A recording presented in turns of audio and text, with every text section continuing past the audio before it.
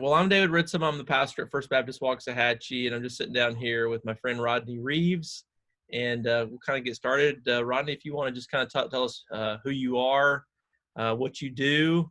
I currently serve as senior pastor of First Baptist Jonesboro. Haven't been here quite a year. Came last August.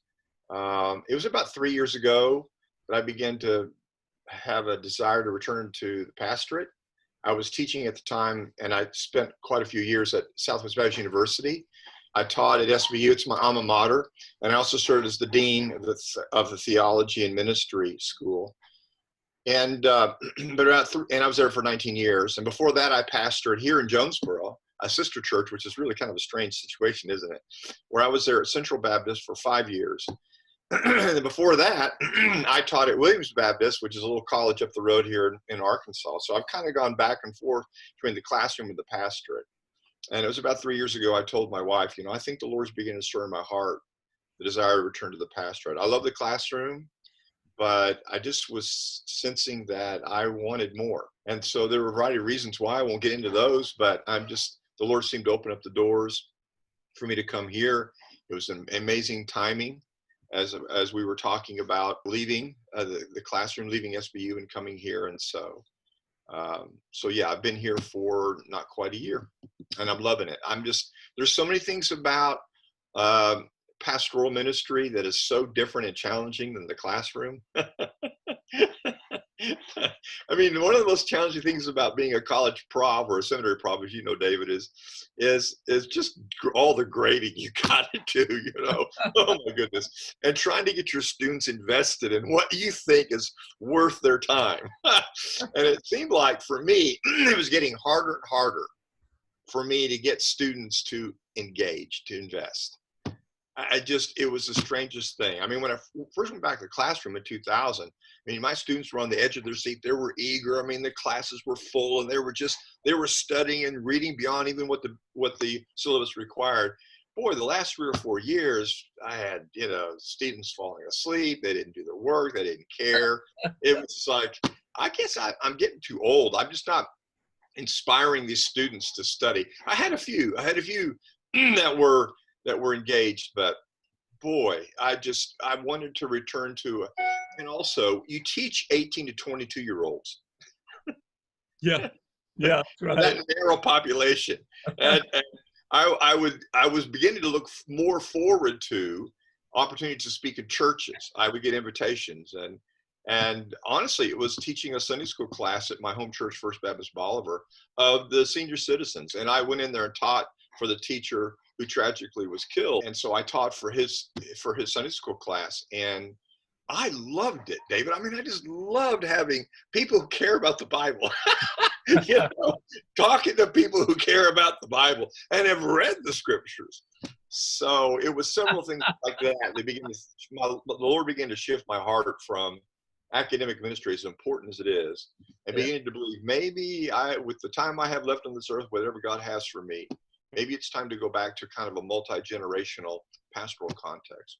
I think it's fascinating because it's also maybe ironic in a way, because I feel like many of our conversations through the years have literally been about the connection between the church and the academy, and the constant struggle between how do you bring sort of the best of the academy into the life of the church. How do you get the church even interested in anything that's happening in the academic world? I feel like there was a lot of those kinds of conversations, and there's still a great deal of question. Like, how do you do that? What does that look like? Does anybody even really want to do that? Well, that's a really good question. And honestly, that's been my heartbeat from the beginning. God called me to preach the gospel when I was 16. And in my heart of hearts, I'm a preacher. That's who I am. And then God gave me opportunities to serve churches as well as serve the academy. So, but I'm with you, man. I think it's a tragedy where the church and academic world there's this rift.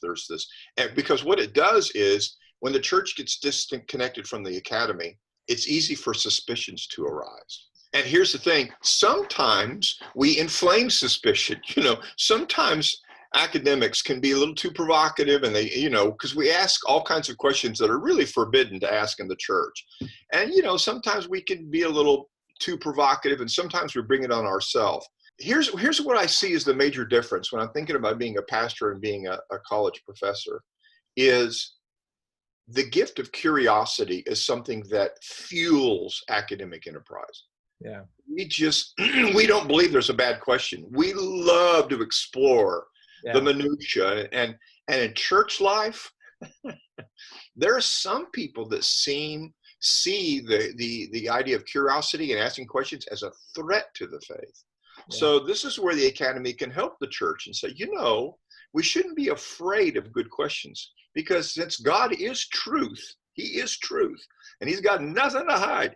You would think the church would be the first on the front lines to say, bring on your questions. But yet there are some people who in the church world are afraid, and fear dominates their approach to ministry. And it cripples them. And so I think, this conversation that is so important to exist between Christian theologians, right, who believe their number one task, and this is you, David, and this is, other my friends, we believe our number one task is to serve the church, not the academy. Our number one task is to serve the church. And we believe academic work serves the church. Yeah.